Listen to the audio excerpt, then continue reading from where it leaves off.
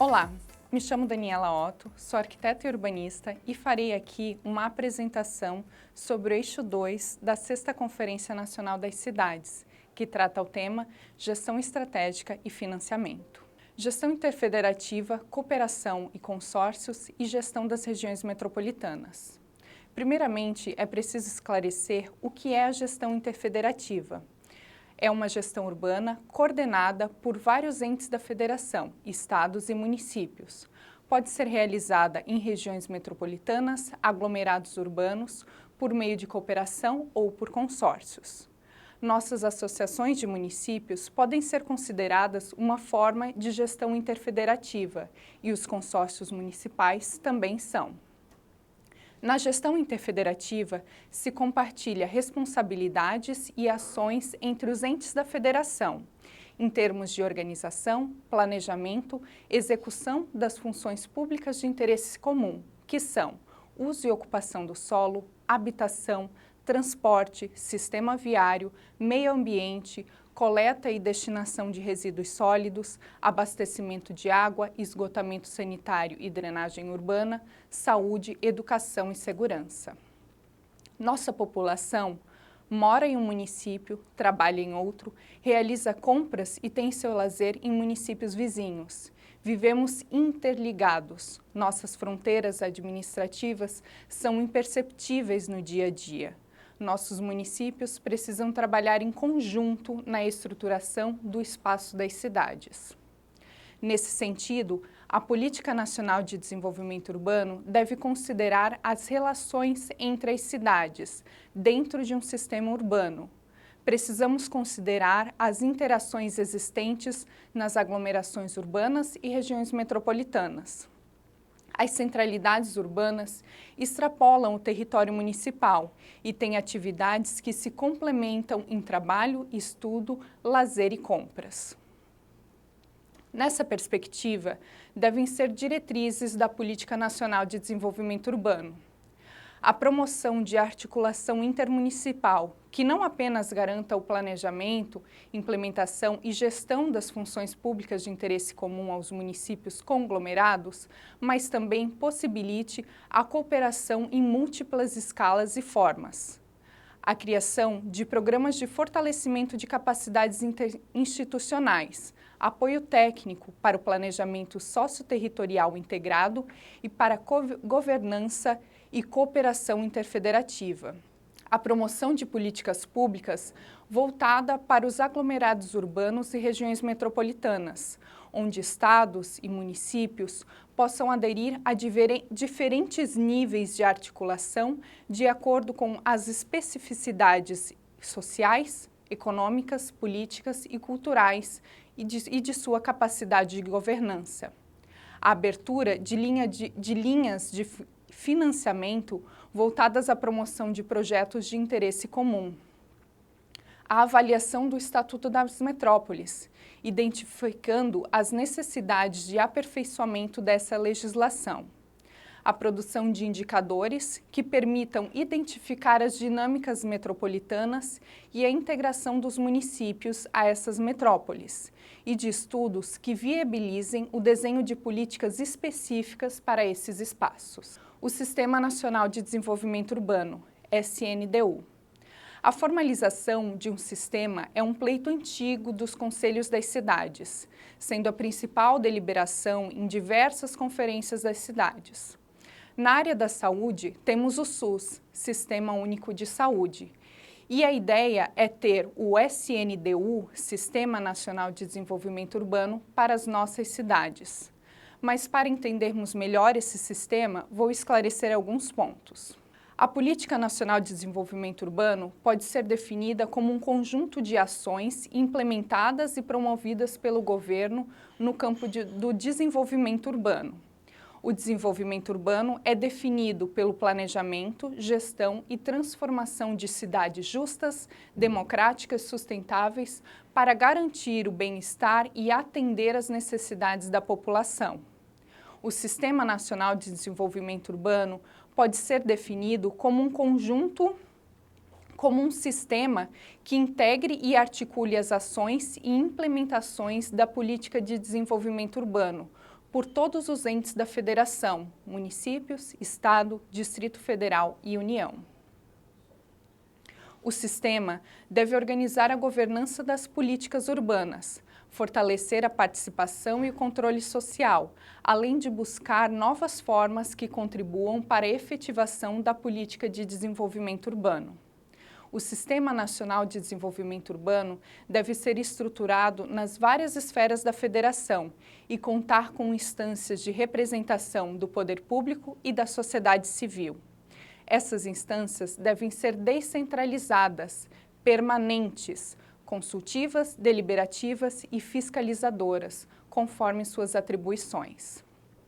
O sistema deve possibilitar a articulação e o controle social das políticas e ações das áreas setoriais do desenvolvimento urbano e trabalhar com conselhos das cidades, municipal, estadual e federal, integrando também conselhos de habitação, desenvolvimento urbano, saneamento e mobilidade e outros correlatos. Conferências das cidades e fóruns de integração setorial, nos 3 níveis de governo, com foco no desenvolvimento urbano. O sistema e a política de desenvolvimento urbano precisam coordenar as demais políticas setoriais, habitação, mobilidade, saneamento e outras, e não apenas ser um figurante entre elas. Precisamos reconhecer nosso território e ver onde estão as necessidades da população, de forma integrada e coordenada.